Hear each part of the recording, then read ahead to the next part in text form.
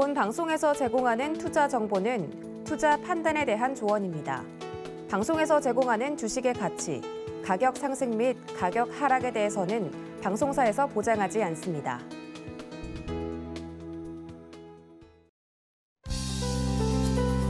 안녕하세요. 오늘장 내일장의 권민정입니다. 오늘 우리나라 지수 계속해서 파란불의 흐름 이어가고 있는데요. 코스피에서 개인이 다시 순매수로 전환하는 모습이었지만 외국인들의 물량이 쏟아져 나와주면서 반등을 하지 못하고 현재 코스피 2440선 주변에서 지지부진한 모습 보여주고 있습니다.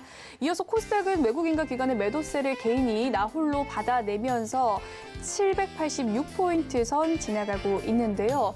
9월에 인플레이션이 예상을 밑돌더라도 조기 긴축이 완화될 가능성이 낮은 상황에서 빅스택 가능성 속에 이 자이언트 스택 가능성 더욱 올라가고 있습니다.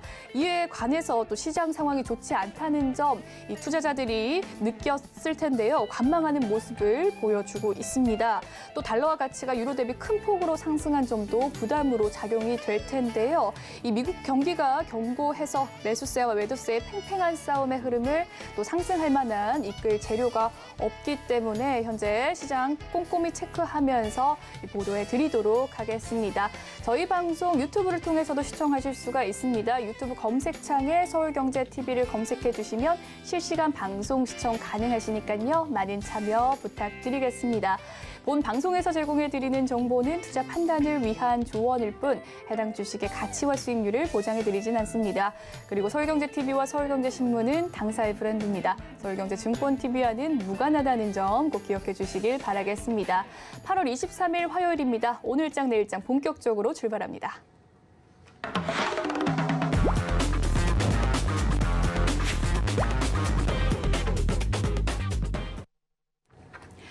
이 시각 보도본부 시간입니다. 오늘은 김혜영 기자와 함께합니다. 어서 오세요. 안녕하세요. 네, 그러면 오늘은 어떤 헤드라인 들고 오셨을지 화면으로 먼저 만나보도록 하겠습니다.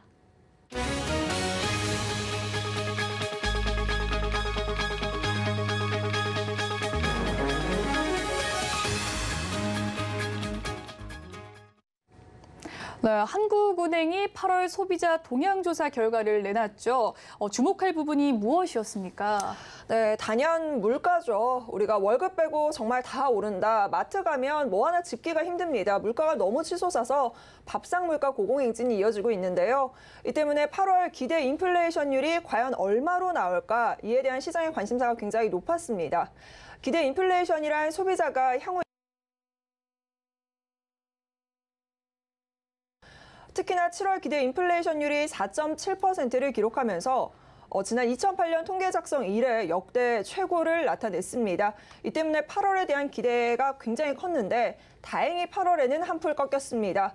지난 8월 기대 인플레이션율은 전월 대비해서 0.3%포인트 떨어지면서 4.3%를 기록을 했습니다. 이는 지난해 12월 이후 약 8개월 만에 하락세로 전환이 된 건데요.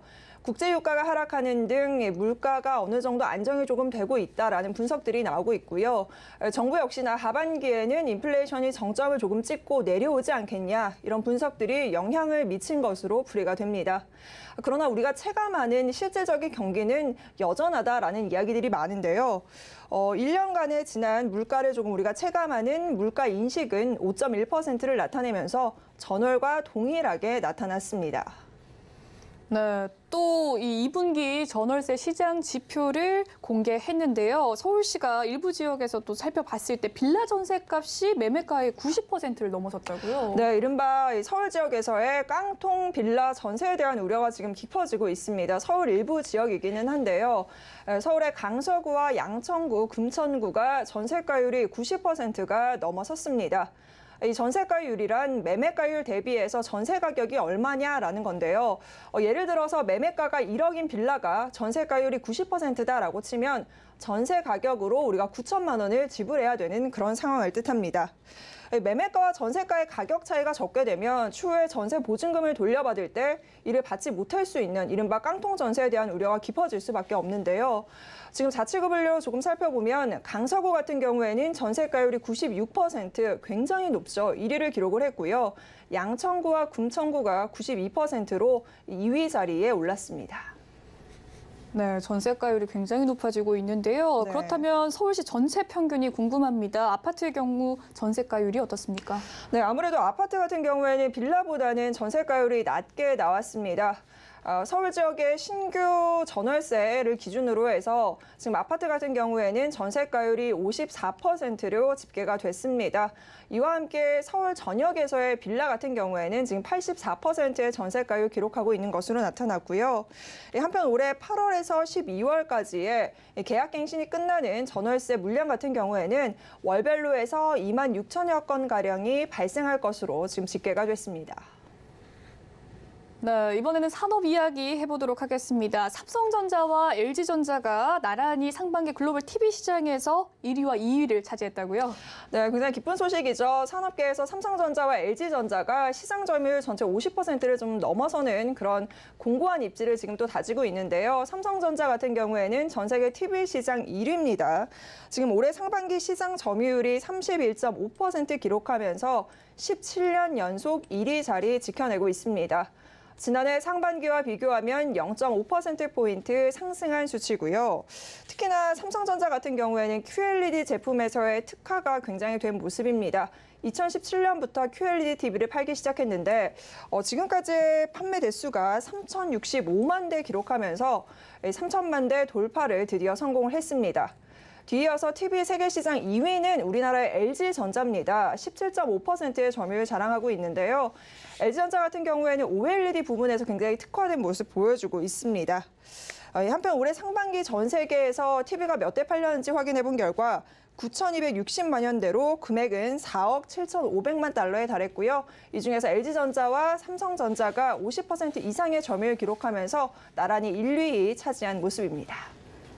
네, 이 시각 보도본부 오늘은 김혜영 기자와 자세한 이야기 짚어봤습니다. 말씀 잘 들었습니다. 네, 이어서 현재 시장 상황 살펴보도록 하겠습니다. 먼저 코스피 지수부터 살펴볼 텐데요. 현재 코스피 지수 0.99% 하락하면서 2,438포인트 지나가고 있습니다. 장중에 저점을 다시 더 내려오는 모습이었는데요. 코스피 지수 살펴봤고요. 그리고 코스피 수급 상황 살펴보도록 하겠습니다. 현재 개인과 기관 매수세에도 불구하고 외국인이 매도 크게 나와주고 있는 모습입니다. 외국인은 805억 원, 기관은 69억 원, 개인이 746억 원 받아들이고 있습니다. 그리고 계속해서 살펴볼 종목 시가총액 10위 상황입니다. 시가총액 1위 종목부터 살펴볼까요? 삼성전자 1.3% 하락세로 59,200원 현재 흐름 지나가고 있습니다. LG에너지솔루션 보합권에서 거래되고 있는 모습인데요. 442,500원으로 1위부터 5위 중에서 보합권 유지하고 있습니다. SK하이닉스 살펴보시죠. 1.16% 하락세로 94,100원 지나가고 있는 모습입니다. 삼성바이오로직스 2.35%로 큰 폭의 하락세 기록하고 있는데요. 83만 1,000원 기록합니다. 삼성전자 우선주 0.91% 하락세 보여주고 있네요. 다음은 시가총액 상위 종목 6위부터 10위 종목입니다. 네, 현대차 홀로 보합권에서 유지되고 있고요. LG화학 2.97% 하락세 크게 가져가면서 현재 가격 62만 원 지나가고 있습니다. 삼성 SDI 2.5% 하락세로 58만 5천 원 기록하고 있고요. 네이버와 카카오 현재 네이버가 조금 더 하락하는 모습 보여주면서 1.63% 하락세, 카카오는 0.13%로 약보합권 기록되고 있습니다. 다음은 코스닥 살펴보도록 하겠습니다. 코스닥의 지수 상황입니다. 코스닥 현재 1.3% 하락세 나타나면서 785포인트 기록하고 있습니다. 수급 상황도 살펴보실까요? 네, 수급 상황 개인이 홀로 매수세 방어해주고 있긴 하지만 기관과 외국인 계속해서 팔아치우는 모습입니다. 개인은 558억 원 물량 담아들이고 있는 가운데 기관은 410억 원, 외국인은 200억 원 가까운 물량 덜어내고 있습니다. 다음은 코스닥 시가총액 상위 종목 살펴보도록 하시죠. 1위부터 5위 종목 모두 파란불 켜고 있습니다. 셀트리온 헬스케어 1위 종목인데요. 3% 넘게 급락세 보여주면서 71,900원 하락 흐름 보여주고 있습니다. 에코 프로비엠 1.42% 하락하는 흐름인데요. 11만 1,400원 기록 중입니다. LNF도 살펴보시죠. 2% 하락세, HLB도 2% 하락 흐름 보여주고 있습니다. 카카오게임즈 이 와중에 1% 내외의 하락세 보여주면서 5만 3,100원 지나가고 있습니다. 다음 코스닥 시가총액 상위 종목 6위부터 10위 종목 살펴보시죠. 네, 게임주로 분류되고 있는 펄어비스도 1% 내외의 등락 보여주고 있고요. 셀트리온 제약, 오늘 셀트리온 헬스케어와 함께 2%의 하락 흐름 보여주고 있습니다. 78,500원 지나가고 있고요. 에코프로 2% 하락세, 알테오젠이 3.6% 하락하면서 63,700원 기록 중입니다. 마지막으로 10위 첨보 2.3% 하락하면서 23만 원 선 현재 가격 지나가고 있습니다. 다음으로는 오늘의 특징주 살펴보도록 하겠습니다. 오늘의 특징주 첫 번째 종목은 삼영화학입니다. 삼영화학은 국내 유일한 그리고 세계 3위의 친환경 에너지 인버터 핵심 소재 생산 기업인데요. 미국의 인플레이션 감축 법안 통과로 인해서 관련주들이 기대감을 모으고 있었습니다. 오늘 장중에 11%가 넘는 급등세 보여주기도 했지만 지수의 하락 흐름에 따라 현재 강보합권에서 거래가 진행되고 있습니다. 3,010원 삼영화학 거래가 되고 있는 모습입니다. 다음의 특징주 살펴보시죠. 금호전기입니다.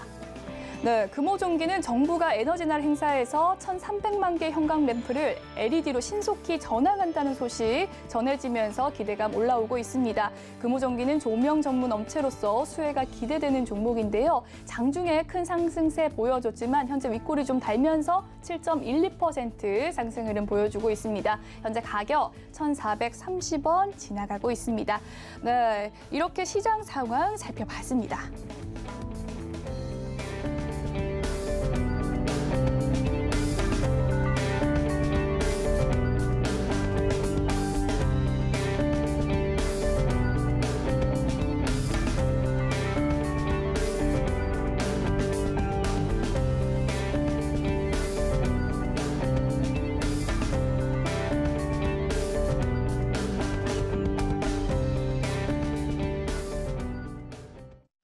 네, 이번에는 외국인과 기관의 수급 상황 살펴보는 수급 포착 시간입니다. 오늘은 다울투자증권 영업부 이성웅 차장과 함께할 예정인데요. 전화 연결되어 있습니다. 안녕하세요, 차장님. 네, 안녕하십니까? 네, 이 시각 수급 상황 보고 왔습니다. 종목별 흐름은 어떻습니까?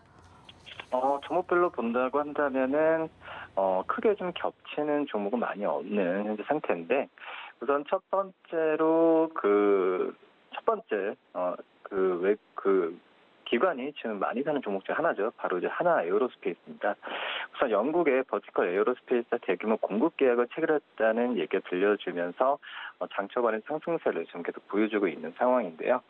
1억 6,500만 달러니까 우리나라 돈으로 한 2,200억 정도 되는데요.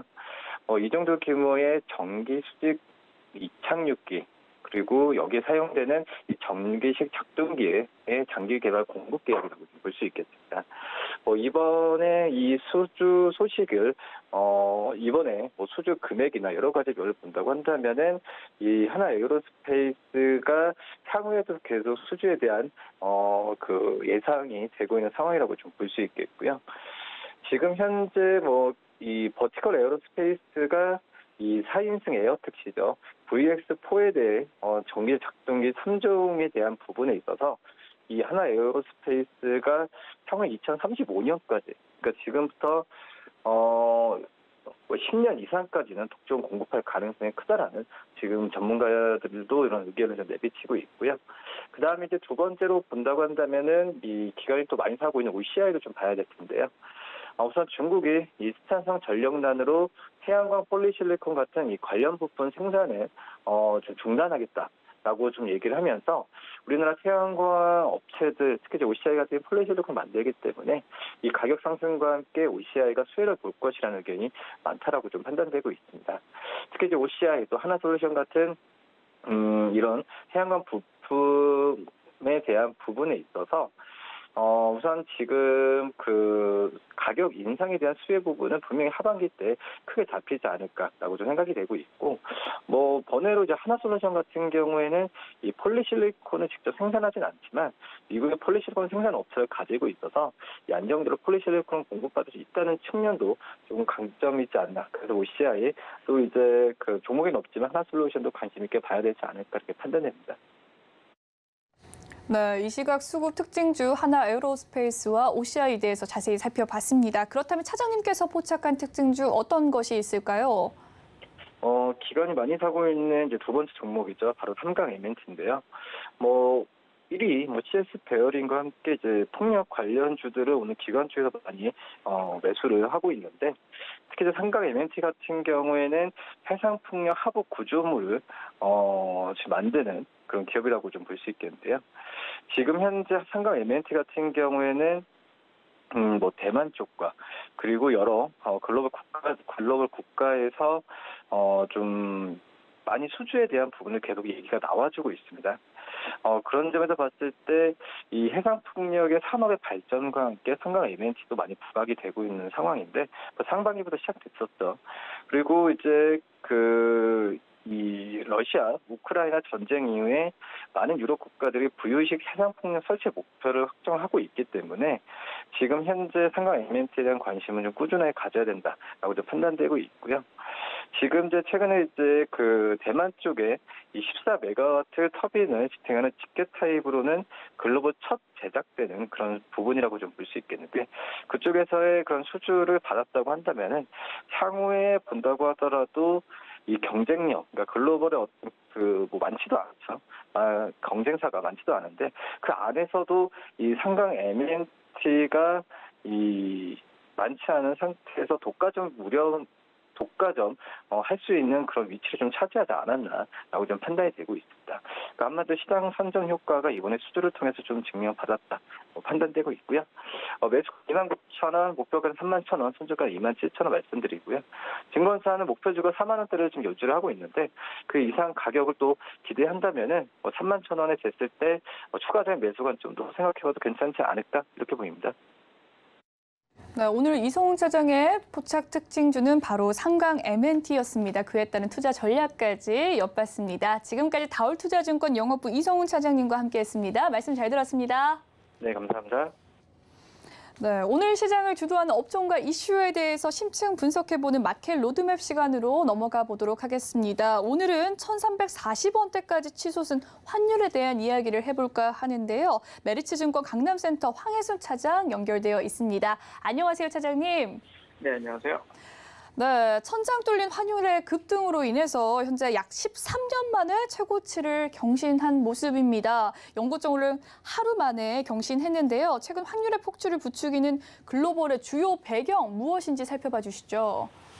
우선 글로벌 주식시장 그리고 환율 시장은 우선 주식시장은 경기 선행 지수라는 점을 파악을 하셔야 될 것 같고요. 연준 같은 경우 현재 경기 상황을 지켜보는 것에 따라서 이런 환율 변화가 최근 들어 급격하게 나타나고 있다라고 보시면 될 것 같습니다. 7월 중순까지만 하더라도 달러원 환율은 미 연준의 어떤 자이언트 스텝 인상을 경계하면서 1326원까지 오르는 모습이 있었지만 이후에 어떤 연준의 금리 인상이 실물 경제에 미칠 충격이 조금씩 둔화될 것이라는 안도감이 나타나면서 1,300원 초반대로 하향 안정되는 모습도 보여줬었습니다. 시장의 예상이 연준보다 빨리 앞서서 경기에 대한 선의 기대감이 작용을 되면서 1,300원 초반대로 하향 조정됐었던 부분인데요.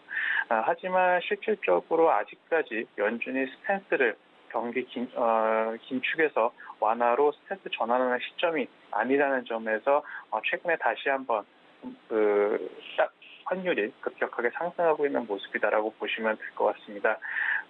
최근에 어떤 앞으로 전개될 경기 둔화 속도 그리고 연준의 속도 조절을 미리 짐작하면서 환율이 1,300원 초반까지 하향 조정됐었던 부분이지만 다시 한번 어떤 독일의 물가지수 발표 이후에 유럽과 미국의 경기 둔화될 것이라는 우려감이 다시 한번 부각이 되면서 급격하게 시장에서는 빠르게 반응을 하고 있고, 이에 따라 환율이 최고치를 갱신하는 모습이 보여지고 있다, 이렇게 보시면 될 것 같습니다. 네, 또한 이 잭슨홀 미팅을 앞두고 공격적인 금리 인상이 우려되는 상황인데요. 주식 시장에서는 지금 이러한 추세라면 환율이 1,400원대까지 돌파하는 것은 시간 문제라고 보고 있습니다. 그런 상황이 발생을 한다면 국내 증시에 타격을 입을 수밖에 없을 것 같은데요. 어떤 리스크가 가중되겠습니까?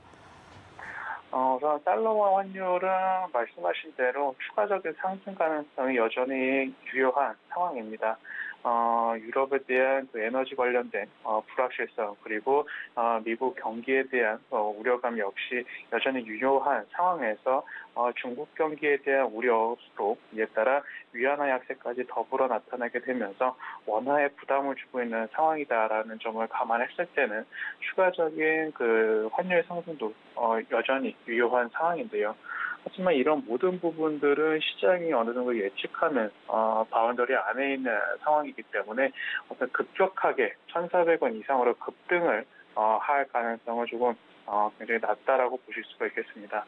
하지만 실질적으로 봤을 때 매크로적인 환경을 봤을 때는 환율이 급등하면 외국인의 자금 이탈을 보통 나타나는 상황이기 때문에 추가적으로 환율이 급등 시에는 외국인의 자금 이탈이 나타날 수 있다. 하지만 지금 그런 기조가 보이기에는 굉장히 조금 확률이 적은 상황이다라고 보시면 될 것 같습니다.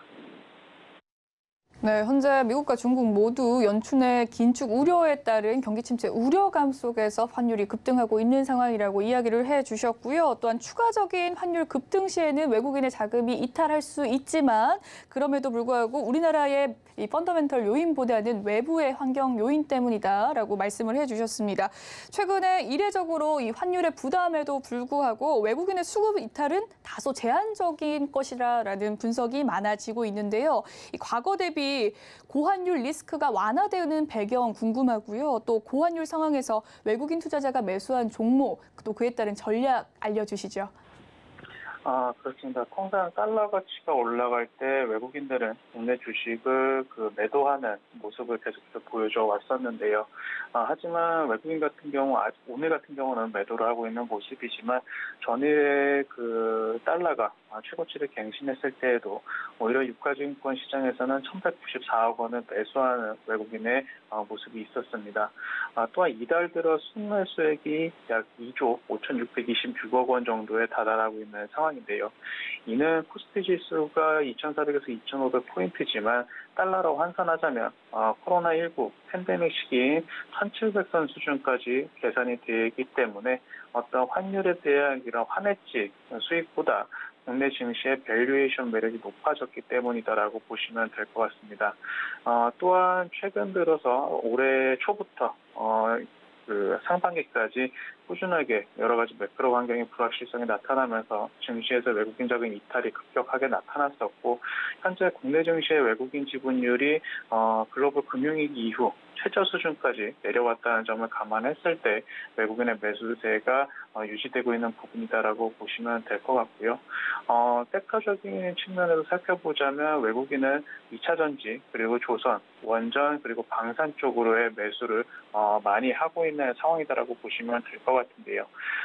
조선주 같은 경우에서는 현대미포조선에 대한 매수가 두드러지게 나타나고 있는 상황이고, 방산주 같은 경우에는 하나에어로스페이스와 LIG 넥스원 같은 수출로 밸류에이션이 리레이팅되는, 그리고 인플레이션에는 약간 둔감할 수 있는 이런 업종들 위주로 외국인의 매수가 많이 들어왔다, 이렇게 보시면 될 것 같습니다. 네, 과거 대비 이 외국인의 자금이 이탈되지 않는 이유에 대해서 설명을 해주셨는데요. 아무래도 높은 밸류에이션이 매력적이다라고 말씀을 해주셨습니다. 그중에서도 외국인이 많이 매수하는 업종들 살펴봤는데 이 방산 관련주, 조선 관련주들 이야기 나눠주셨습니다.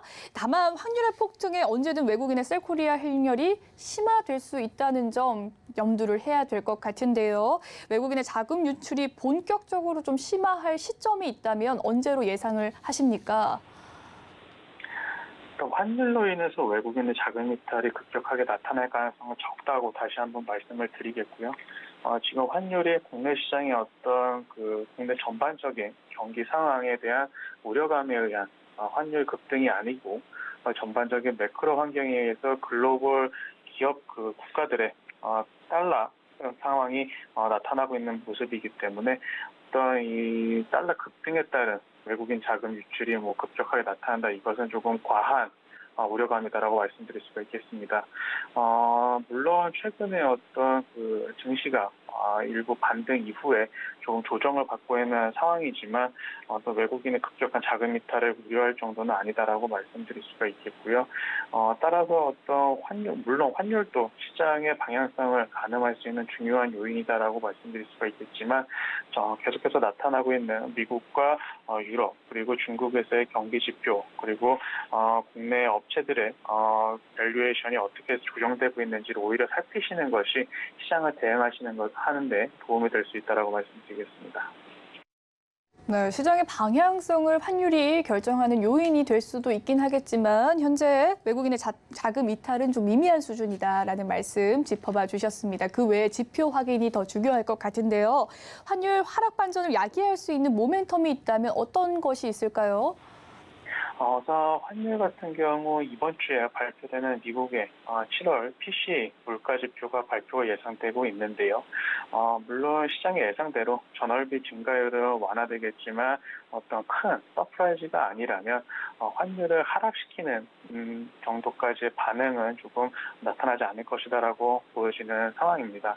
앞서 말씀드린 대로 여전히 연준의 정책 기조는 계속해서 유지될 것으로 전망이 되고 있고 미국 경기와 유럽 경기의 체력 차이가 이제 환율에 직접적으로 반영이 되고 있는 구간이다라고 보시면 될 것 같은데요. 유럽은 이제 겨울을 앞두고 있는 상황에서 에너지 가격 상승 그리고 러시아 우크라이나 사태가 계속해서 장기화됨에 따른 경기 하방 압력이 강하게 나타나고 있다는 점이 이런 그 달러 환율에 오히려 큰 영향을 줄 수 있다라고 보실 수가 있겠습니다. 국내 같은 경우는 중국 경기에 대한 우려가 그다음에 위안화 약세로 인한 원화 부담이 이런 환율 상승을 야기할 수 있다라고 보실 수가 있겠는데요.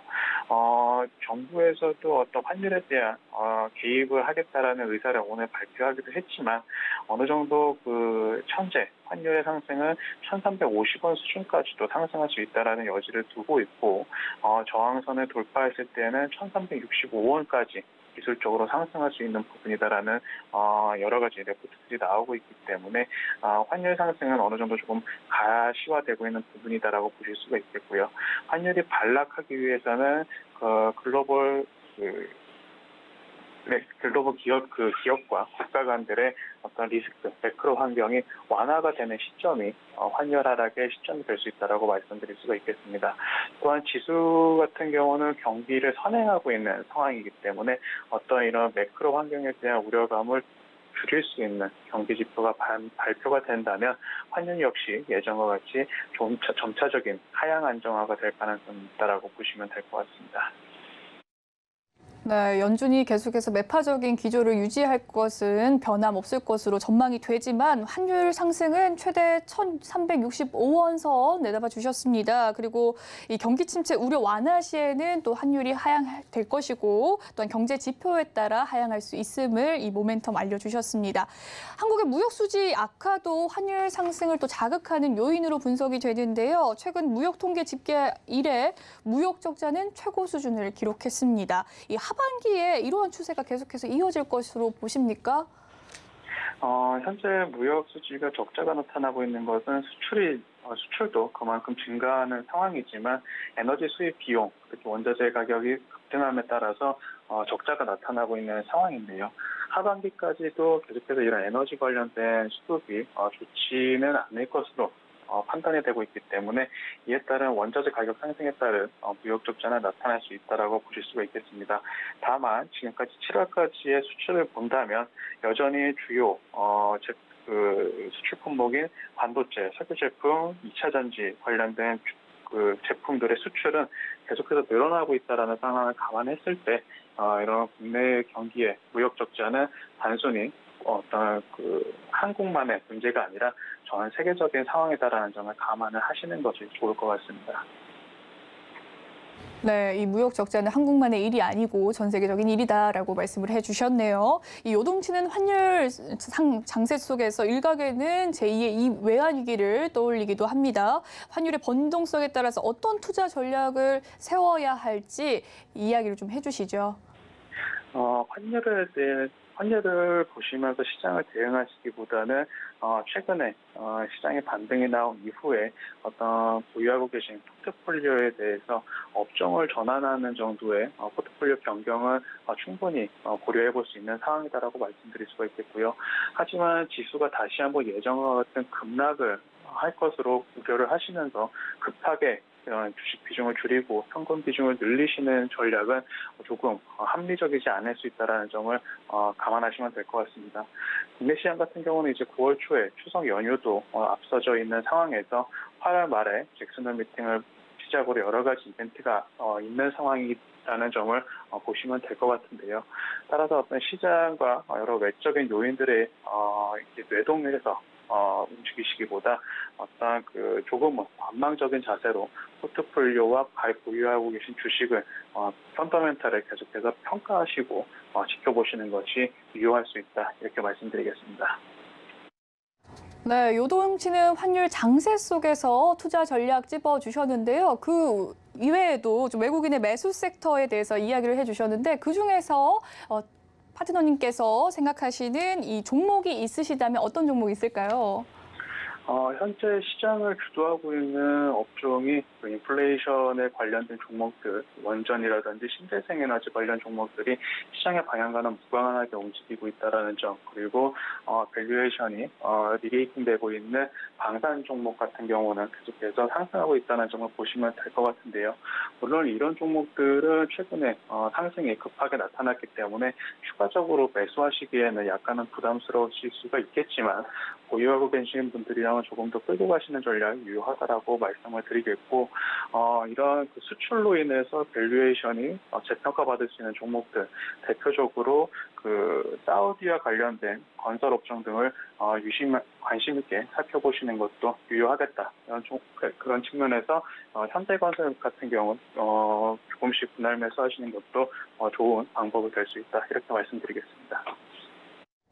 네, 급등하는 환율 장세에 따른 투자 전략 황혜수 차장님과 함께 했습니다. 말씀 잘 들었습니다. 감사합니다.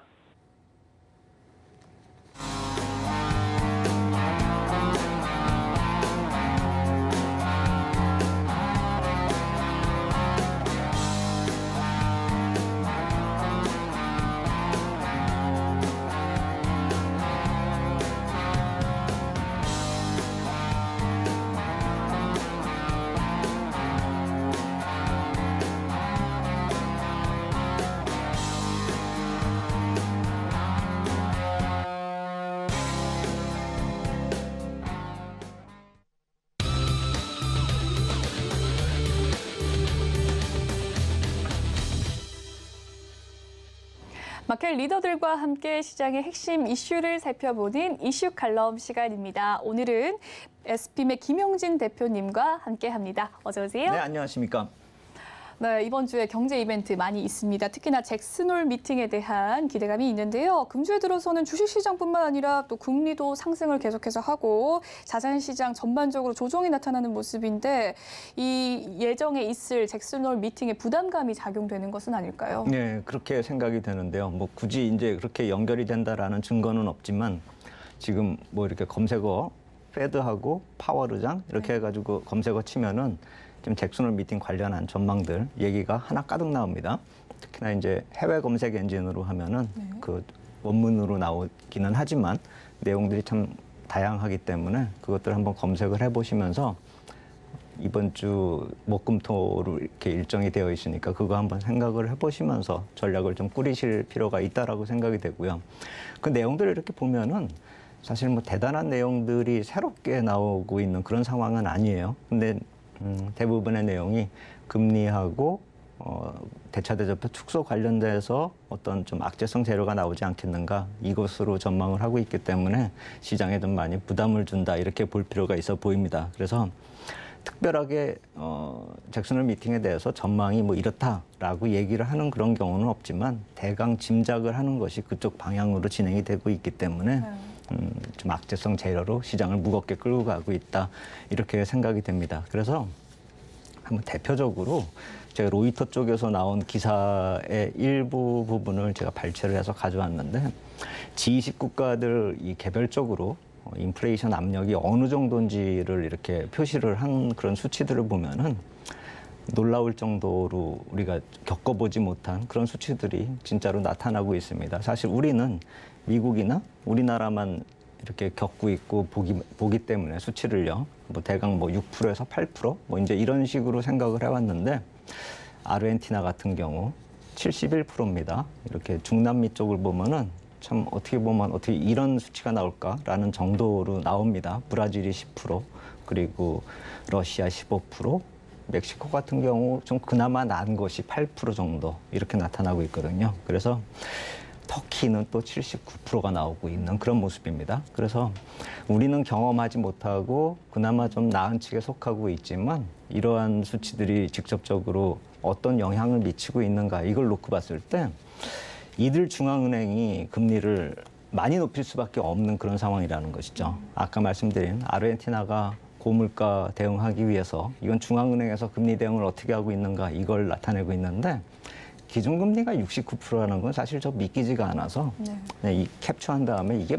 맞나 하고 다시 검색을 다른 쪽으로 검색을 했는데 69%가 맞습니다. 기준금리 아르헨티나. 그래서 하기야 뭐 아까 인플레이션이 70%니까 뭐 거기 맞춰서 이렇게 대응을 한다라고는 하지만 이런 식의 얘기가 나오고 이런 식의 수치가 나오고 브라질이 뭐 13%뭐 이런 식 나오고 아까 또 터키도 안 좋다라고 말씀을 드렸잖아요. 그래서 13%또 여기도. 그러니까 문제는 이런 중앙은행들이 이러한 조치를 취했는데 그런 결정을 내린 중앙은행장들이 이번에 잭슨홀에서 다 모인다라는 것이죠. 그렇게 모여가지고도 어떤 이제 정책들을 얘기할 때 이런 식으로 금리 대응을 해왔기 때문에 향후에 이 금리 대응하고 역행하는 식의 그런 결론이 나오기는 힘든 게 아니냐 이런 식으로 결론이 나는 것이죠.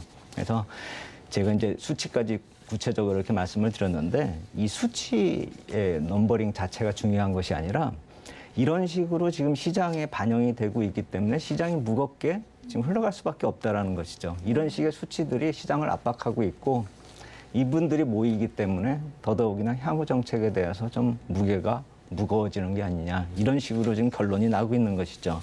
하지만 전 그런 생각이 듭니다. 이게 어떤 그 이벤트가 발생 이전에 조정을 받는다라고 한다면 실제 악재가 발생이 돼도 이벤트가 악재의 현실화로 이렇게 인식이 되면은 그 이유는 다시 랠리가 나타날 수가 있는 것이고 차라리 그 이전에 어떤 기대감으로 인해 가지고 시장이 상승을 한다라고 한다면 이벤트 때 좋은 호재가 나타나더라도 오르지 못하는 그런 상황이 나타나는 것이죠.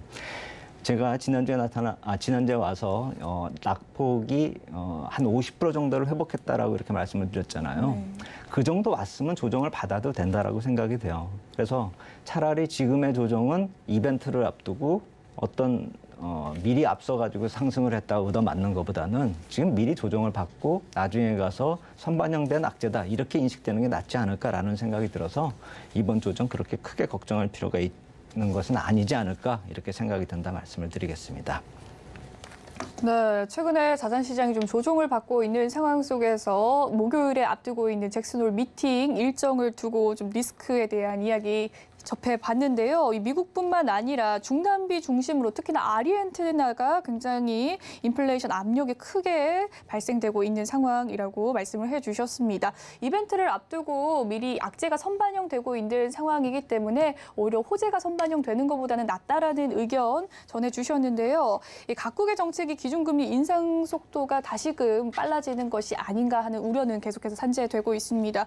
이와 같은 이유로 조정받는 상황 다시금 또 온다고 볼 수 있을까요? 네, 그렇죠. 그러니까 지금 어떤 악재가 발생이 됐고 그것이 시장에 얼마나 반영이 되고 있는가 그걸 좀 따져본다라고 한다면 우리가 흔히 보는 이제 CME 패드워치 툴 이제 기준금리가 얼마나 될까 이제 이걸 한번 따져볼 필요가 있는 그런 상황이 또 돼버렸습니다. 근데 제가 봤을 때는 아까도 이제 악재가 그다지 큰 문제가 발생되지 않을 거다라고 말씀을 드렸는데 이 CME 패드워치2를 보더라도 전에 있었던 6월 달에 기록했었던 제일 안 좋았었던 그 수치 정도까지만 올라간 상태입니다. 그거보다 더 악화된 상태가 아니기 때문에 그 정도까지 갔는데 지금 채권이나 주식시장은 많이 올라온 상태에서 다 까먹지 않았거든요, 상승을요. 그렇다라고 본다면 저점을 높이고 있다라는 식으로 해석이 가능합니다. 그래서 이 표를 보시면은 이 푸른색 선으로 가장 높은 확률을 보이고 있는 이 375에서 400bp 이쪽 확률이 350에서 375bp 확률이 뭐 45% 정도 차지를 하고 있고, 하루 사이에 또 이게 틀려져 가지고 325에서 350bp 올해 말 기준금리 목표요. 그래서 그것이 좀 두 개의 확률이 줄어들면서 350하고 375 쪽이 좀 많이 높아지는 모습입니다. 근데 이게 처음 나온 수치가 아니라 이 그래프에서 보듯이 지난 6월에 나타났었던 그 높이 정도까지밖에 올라오지 않은 것이죠. 그렇게 놓고 본다면은 더 압박을 한다라기보다는 기존에 안 좋았었던 악재가 다시 재부각됐다? 뭐 이 정도로밖에 해석할 필요가 없다라는 것이죠. 그런데 제가 한 가지 좀 이 상황에서 이 CME 패드워치2에서 어떤 부연 설명을 해야 될까를 곰곰이 생각해 보니까 이 패드 쪽에서 세인트 루이스 말고 샌프란시스코에서 나온 그 메리 데일리 총재가 지난 2주 정도에 직접적인 표현으로 그렇게 표현을 했습니다. 누가 금리 인하에 베팅을 하느냐 이런 식으로. 그러니까 이걸 관용구적으로 해석하면 왜 자꾸 이 금리 인하 사이클을 얘기를 하느냐 이렇게 얘기를 할 수가 있겠지만 실제로 CME 패드워치2에서는 이걸 가지고 거래를 하고 있지 않습니까? 그렇다라고 본다면 베팅이 바로 이 CME 패드워치2를 얘기하는 게 아닐까 이 생각도 듭니다. 그렇기 때문에 이쪽에서 추측을 해서 금리 인하 사이클로 들어가면서 시장이 너무 빨리 상승하는 거에 대해서 경계감을 표시했단 말입니다. 제가 어떤 이벤트를 이렇게 볼 때는 패드 인사들이 시장의 방향성을 제시할 때는 아주 좀 중요하게 좀 지켜볼 필요가 있다라는 생각이 듭니다. 그러니까 너무 속도가 지나치다라는 식으로 표현을 할 경우에는 실제로 시장이 어느 정도 좀 뒷걸음질 치는 그런 경우들이 많으니까요. 그리고 시장이 말을 안 듣고 계속 경고 사인을 보는데도 막 상승을 지속한다라고 한다면 진짜 이벤트 때 어떻게 안 좋은 쪽으로 결론을 낼 수도 있기 때문에 시장도 그걸 겁낼 수밖에 없는 것이죠. 그렇기 때문에 패드워치2를 논했을 수도 있는 이런 상황에서 본다면은 자기 자신들이 이제 점도표를 통해 가지고 이 금리 인하 확률을 내년 초 정도부터 변화될 수 있다라고 이렇게 얘기를 한 거나 마찬가지거든요. 근데 시장이 너무 빨리 반응을 하니까 어떻게 보면 내로남불이기도 하죠. 자기들은 그렇게 얘기를 했으면서 시장이 움직이니까 너희들은 그렇게 하지 마. 속도가 너무 늦어. 라는 식으로 자기들을 표현을 부정하는 그런 식이 돼버렸는데 결국에 속도의 문제지 방향성을 거꾸로 뒤집겠다라고 이렇게 볼 필요는 없다라는 생각이 듭니다. 그래서 이 목표 금리 확률을 볼 때는 그런 정도로 좀 볼 필요가 있어 보이고, 또 하나 이 제임스 블러드 총재 지난주에 제가 말씀을 드렸잖아요. 그분이 연말에 370에서 400 정도를 자기는 희망한다 이렇게 얘기를 했을 때는 제가 똑같은 이 자리에서 시장이 반응을 하지 않는다 이렇게 말씀을 드렸는데 이번에 또 그 얘기 자체가 거론이 되면서 시장의 조정에 또 요인이 되거든요. 한마디로 이벤트가 가까워지면서 시장이 센서티브하게 반응을 하는 것뿐이지 새로운 악재가 나타나가지고 반응을 하고 있는 것이 아니라는 점 우리가 좀 볼 필요가 있어 보입니다. 한마디로 아까도 첫 번째 질문에 답을 할 때도 말씀을 드렸지만 이벤트 앞두고 부담감이 미리 반영되고 있는 정도로 좀 접근할 필요가 있다 이렇게 생각이 됩니다. 네, 뭐 에너지 등의 이슈로 재부각된 인플레이션이 있었는데요. 현재 악재가 반영된 정도, 또 뭐 지표 정도는 6월분 정도이다라고 말씀을 해주셨고 더 떨어진 것은 아니기 때문에 크게 우려감 내비치지 않아 주셨습니다. 또 속도가 지나치는 것보다 바른 시장의 방향성을 위한 조정의 국면 기간이다라는 분석 짚어주셨네요. 이벤트의 영향 말고도 좀 시장에 내부적으로 부담되는 요인은 없을지 궁금합니다. 예를 들어서 지난주 후반에는 또 미국 국채 발행 기간이 있었는데요. 유동성 측면에서는 좀 부담이 되는 기간이 아니었을까요? 그럼 맞습니다. 그래서 뭐 계속 이제 달러 얘기는 계속 나오잖아요. 그래서 그 달러가 강세를 보인 이유도 이 국채 발행하고 무관하다 이렇게 생각이 될 수가 없다라고 생각이 됩니다. 달러가 저 정도로 히스테리컬하게 올라가려면은 어떤 복합적인 요인이 있어야 되는 것이지 어느 한 요인만으로 저렇게 움직인다고 보기는 좀 힘들기 때문에요. 그래서 우리가 이 달러 강세 이 흐름만 놓고 봐도 제가 예전에 이 붉은색 선을 넘어서는 이런 흐름을 일순간에 나타났었던 좀 이탈, 그러니까 과매수 영역 뭐 이런 걸로 말씀을 드렸는데 이 추세선을 보면은 이제 이것까지도 감안해서 이걸 상단으로 봐야 될 정도로 지금 추세선 상단으로 똑같이 만들어지는 추세선이 만들어지는 그런 모습이 나타나고 있습니다. 그러니까 이거 한 번으로 끝난 게 아니라 이제는 추세적으로 이런 좀 오버슈팅 구간이 나타나는 게 아닌가 이렇게 볼 정도입니다. 그래서 물론 여기까지 다가왔기 때문에 이게 다시 꺾일 수도 있겠다라고 생각이 들긴 들지만 이 추세적으로 상승을 하고 있는 이 모습 속에서 우리가 달러에 대한 생각을 다시 좀 정리를 할 필요가 있다라는 것이죠. 제가 이 시간에 나와서 몇 번을 말씀을 드렸지만 재정 수지 측면에서도 예전하고 틀려진 거고 미국의 펀더멘탈에서도 틀려진 것이고 또 재정 적자 규모를 계속 축소시키고 있기 때문에 달러 자체의 수급상으로 지금 꺾일 때가 아니라는 그 상황을 우리가 놓치면 안 된다라는 것이죠. 그래서 우리가 우리 무역 수지도 좀 중요하다라고는 생각이 되지만 달러 인덱스 자체가 이렇게 상승이 돼버리고 있는 상황이라고 한다면 우리 쪽에서 아무리 긍정적인 배경 요인이 나타난다 하더라도 달러가 반전될 가능성은 거의 없다라고 생각을 하는 게 맞겠고 이 미국 쪽에서의 변화가 본질적으로 나타나야만 되는데 그것이 변화될 가능성이 별로 크지 않기 때문에 저는 이걸 반전이 되는 걸 기다리자라고 말씀을 드리는 것이 아니라 고공권에서 박스권이라도 좀 만들어줬으면 하는 기대감이 좀 있다라는 것이죠. 그 정도만 돼도 하락하지만 않더라도 박스권에서만 유지가 돼도 좀 괜찮을 텐데 한번 향후는 계속 이 달러 쪽을 봐야 될 테고요. 아까 말씀하셨듯이 국채 발행 일정이 계속 있는 상황에서 달러가 저런 흐름이 나타났다라는 것은 국채 발행 일정도 또 우리가 무시할 수가 없는 것이죠. 왜냐하면 국채 가격은 하락을 했으니까요. 그러니까 달러는 상승하고 국채가 하락을 했기 때문에 안전자산 선호 현상이면 두 개 다 올라야 되잖아요. 전쟁 때문에 뭐 어쩌고 저쩌고 한다면은요. 근데 그게 아니라 달러 상승하고 국채 하락이라고 한다면 수급 부담이 있었다 이렇게 봐야 되겠죠. 그 상황에서 놓고 본다면은 아까 말씀드린 미국의 이 10년물 국채 흐름에서 제가 푸른색으로 표시한 이 타원 정도계의 조정만으로 마무리가 된다라고 한다면 괜찮겠는데 제가 봤을 때는 11월 이전까지 이 붉은색 점선 예전 저점까지 한 번 정도는 내려올 가능성도 있다라는 점을 보셔야 됩니다. 만약에 정말로 기준금리가 370에서 400 정도 간다라고 한다면은 이것을 위협하는 그런 흐름이 나타날 것입니다. 그래서 이 푸른색 타원형을 좀 하회할 때는 뭐 분할 매수 시작하는 그런 시점으로 생각을 해볼 수가 있겠고 본격적인 매수 시점은 시기적으로 따져보면 이 금리가 반전되는 금리 상승이 반전이 되는 타이밍을 우리가 보통 내년 1분기를 잡거나 이 올해 말 정도를 빠르면 올해 말 정도를 잡고 있기 때문에 예전에 2018년에 기준금리가 변화될 때 언제 이 10년물 국채가 먼저 반영했는가 놓고 보면은 한 달 정도 전쯤에 움직였단 말입니다. 그렇게 감안했을 때 11월경을 한번 우리가 이 붉은색 점선까지 내려오는 패닉 셀링이 한번 나타날 수 있는 그런 상황이라는 점을 우리가 한번 생각해 볼 필요가 있기 때문에 국채 쪽에 투자하는 그런 분들은 이제 절대 레벨 쪽에서는 좀 분할 매수를 기회가 됐다 이렇게 볼 수가 있겠지만 본격적으로 한번 진입 타이밍을 노리는 분은 한 11월 정도로 생각을 하고 접근할 필요가 있지 않을까 이렇게 생각이 됩니다. 네, 현재 달러 강세가 계속해서 지속되고 있는 상황 속에서 현재 달러 자체로는 수급상 꺾일 때가 아니다라는 말씀해 주셨습니다. 달러 인덱스 자체의 요인이기 때문에 우리나라의 내부적 요인보다는 미국이 본질이 변화되어야 되고 이 고공권에서 박스권만 유지돼도 괜찮을 것이다라는 이야기 남겨주셨는데요.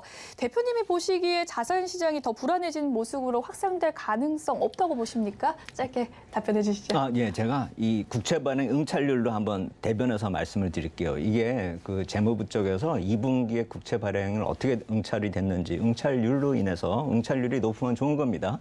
여기 20년물 국채 발행 일정이 나와 있는데 붉은 붉은색 선으로 가장 높게 지금 나타나고 있는 것이 미국 국채의 인기라고 생각하면 됩니다. 근데 지난주에 20년물 발행이 있었고 그와 더불어서 팁스 발행이 있었는데 이러한 응찰률만큼을 기록을 했다라는 것이죠. 아까 말씀을 드렸듯이 국채 시장이 흔들리고는 있지만 실물 국채에 대한 투자가 아직도 많이 좀 매수세가 있다라는 점을 감안한다면은 전체적인 국채 시장이 흔들리지 않는다는 점을 한번 우리가 볼 필요가 있어 보입니다. 그렇기 때문에 지금 나타나고 있는 조정은 일시적일 확률이 높다. 전체적으로 국채 수요가 있기 때문에 자산 시장이 전체적으로 흔들릴 일은 거의 없다라는 점 우리가 놓치면 안 되겠습니다. 네, 지금까지 SP인 김영진 대표와 이 출렁이는 자산시장 조정에 따른 투자 전략 이야기 함께 해봤습니다. 말씀 잘 들었습니다. 감사합니다. 본 방송에서 제공해드리는 정보는 투자 판단을 위한 조언일 뿐 해당 주식의 가치와 수익률을 보장해드리진 않습니다. 오늘 준비한 소식은 여기까지고요. 잠시 후 마감 임박 60분의 승부도 많은 시청 부탁드리겠습니다. 저는 내일 2시 생방송으로 찾아뵙겠고요. 시청해주신 여러분 고맙습니다.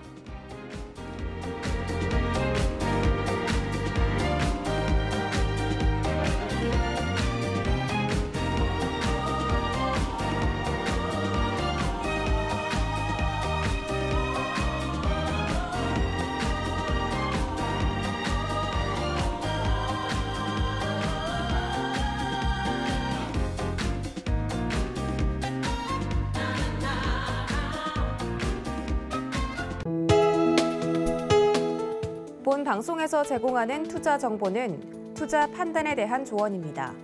방송에서 제공하는 주식의 가치, 가격 상승 및 가격 하락에 대해서는 방송사에서 보장하지 않습니다.